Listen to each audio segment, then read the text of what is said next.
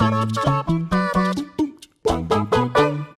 can't have a great video game without awesome characters, and nothing beats seeing some of our most beloved gaming avatars introduced for the very first time. Perhaps they're characters we couldn't have ever imagined making it into a game, breaking down boundaries and expectations into hot mashed potato as they take over our screens. Or maybe their arrival pushed the cinematic bounds of the video game medium as we know it. They might just be an often copied but rarely bettered, original, iconic moment. One that has lasted the ages and burnt itself into our memories like revisiting a long-lost friend. Whether it was their very first outing or their epic return for a sequel, these are without question the most epic and awesome times characters dropped into their games in history. They had what it takes to knock it out of the park from minute one, and in most cases, didn't let up one bit until they passed the finish line. I am the flaming superhero landing of Ash from WhatCulture Gaming, and these are the 10 most epic character introductions in gaming history. 10. Commander Shepard, Mass Effect 2. Easily one of the most brilliant introduction sequences to any sequel is the death of Commander Shepard in Mass Effect 2.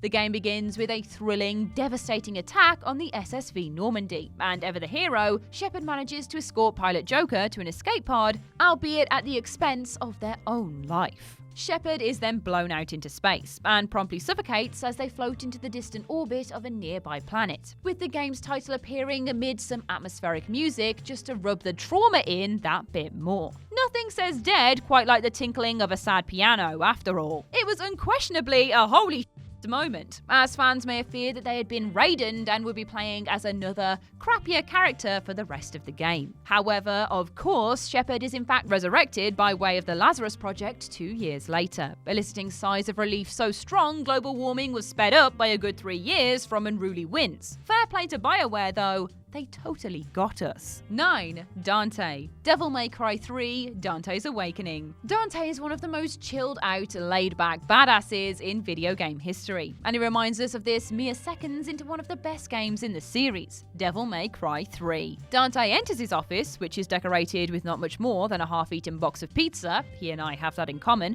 and puts his feet up on his desk with such force that it catapults his ringing phone receiver directly into his hand. Ring ring bitch, it is the call of death, since shortly after hanging up, a mysterious figure comes in and brings a horde of angsty demons with him. What follows is the warring of a man who simply wants to eat a slice against a bunch of scythe-wielding assholes, causing Dante to dismantle the group in the most ostentatious, over-the-top fashion possible. It may have made us agonize for the opportunity to just pick up the controller and do all that cool stuff ourselves. But what a setup! And what a way to remind us of everything we love about both Dante and the DMC series in all of its cringy, ridiculous glory. 8. Wheatley, Portal 2. Portal 2 opens with Shell again awakening in a strange environment in which she is once again going to be put through a series of ludicrous tests. It's like being stuck inside Professor Layton's Red Room, but hey, she knows what she's doing by now. Adding most of the fun to this sequel is Wheatley, the personality core who players spend much of the game with, voiced with hilarious brilliance by Stephen Merchant. Merchant's outrageous awkwardness and silly banter makes Wheatley a wonderfully entertaining companion as he tries to help Shell acclimate to a situation. Asking her to say apple, and of course in line with Shell's apparent brain damage, you're actually prompted to use the jump button. The on-rails opening section, as your downtrodden motel room is moved around a warehouse, is totally enlivened by the fantastic script and Merchant's stream of consciousness style of speech. We completely buy his performance, and he adds a little humanity to the sequel in stark contrast to GLaDOS's more obviously machine-based dickheadery. 7.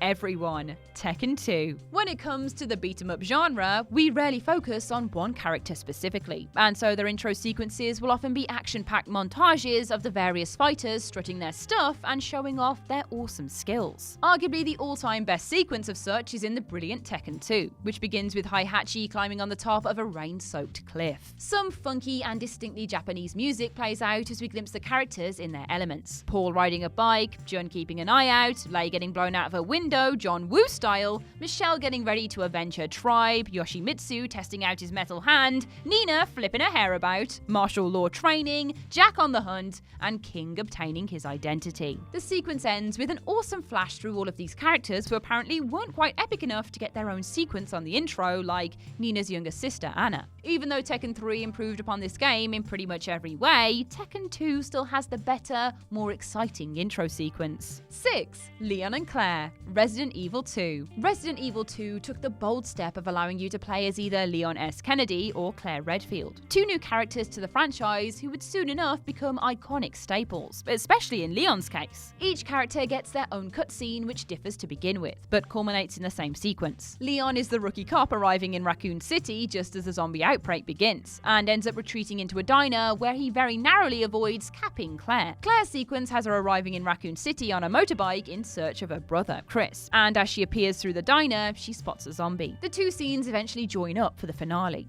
Sure, it has some cringe-inducing dialogue, but the climactic moment, as Leon and Claire are attacked inside their car by a zombie and crash, is marvelous. They just barely escape before a zombie-driven lorry destroys the cop car and causes a huge explosion, which ends up separating the two in admittedly rather convoluted fashion. Still, Resident Evil started off as a homage to corny B-movies, and proved from this opening cutscene that it was now going to be bigger and badder, just as all sequels need to be. 5. Rinoa, Squall, Cypher, and Adia. Final Fantasy VIII.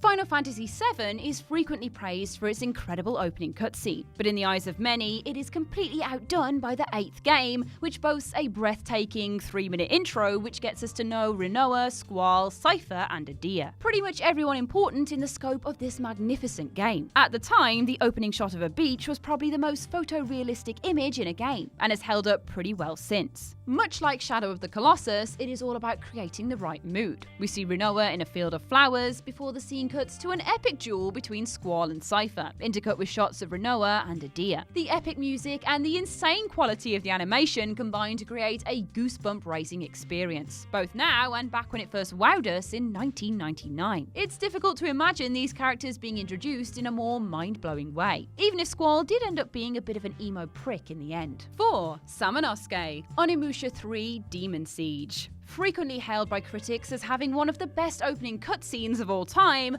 Onimusha 3 is regarded by many to be the peak of the franchise. And it made this intent known from its absurdly entertaining opening gambit. The scene begins with protagonist Samanosuke taking on the Genma army, slicing his way through hordes of demonic entities with some of the most sophisticated motion capture that video games had seen up until that point. We could truly believe what we were seeing. It is only during one of these fights that Samanosuke's ninja veil is removed and we see his face for the first time, as he prepares to engage in a fight with Mori Ranmaru. The battle is incredibly slick and cinematic, taking place in the air and on the ground, and once he's defeated him, he goes to approach Nobunaga, before the scene ends on a cliffhanger. Above all else, this scene proved that video game action can be every bit as epic and superbly directed as something you might see in a live-action movie. Fantastic. 3. Gordon Freeman, Half-Life. Half-Life has one of the most revolutionary opening sequences in the history of gaming, and it's not so much about introducing us to the protagonist or what he looks like, but rather what he does with his day and in such a groundbreaking fashion. The entire 5-minute sequence has protagonist Gordon Freeman late for work, taking a train into the research facility and giving players a comprehensive tour of the facility as the credits roll.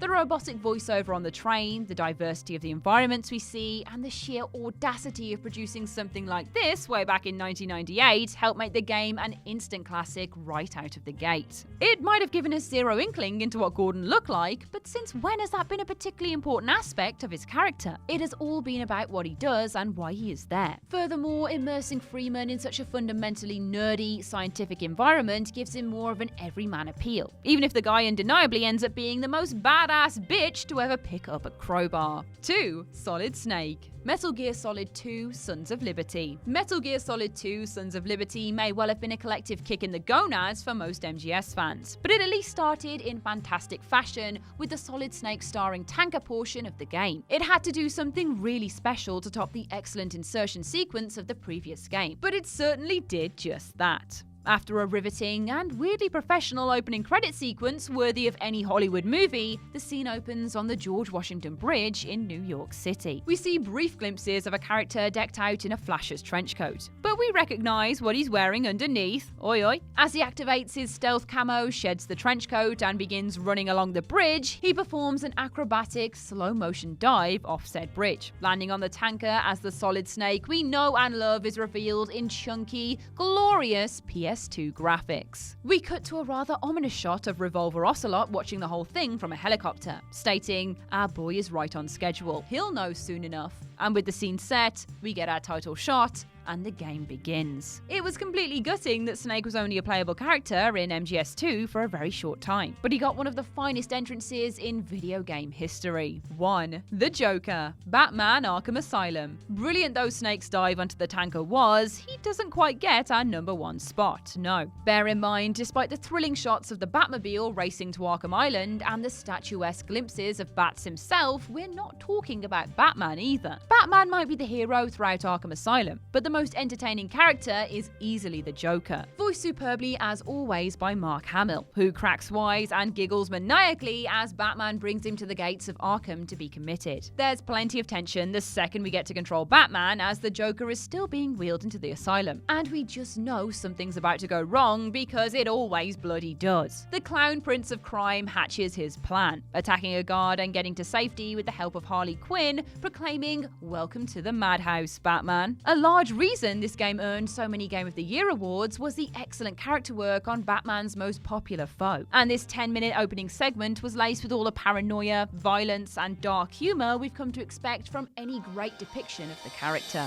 And that's our list. Which has been your favourite character introduction in gaming? Share your thoughts in the comment section below. I've been Ash, and this has been WhatCulture Gaming. Don't forget to like, share, subscribe, and come back every day to hear us speak from this horrible glass case they keep us all trapped inside. Thanks for watching, you monsters!